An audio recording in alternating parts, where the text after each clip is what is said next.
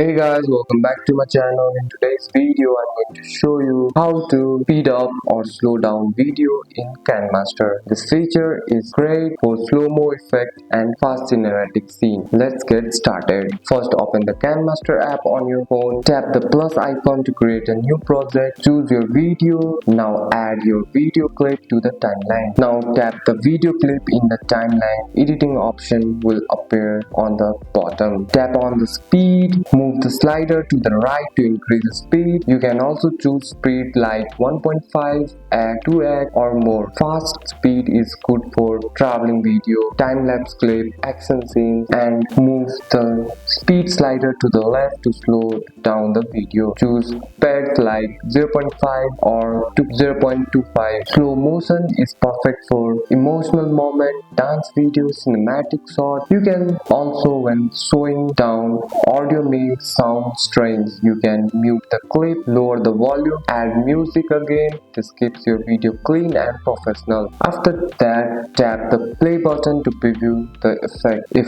it looks good, tap export, choose 1080p for the best quality and save your video. And that's it. That's all for today's video, guys. If you found this video helpful, drop a like and subscribe for more videos. Thanks for watching. See you in the next one.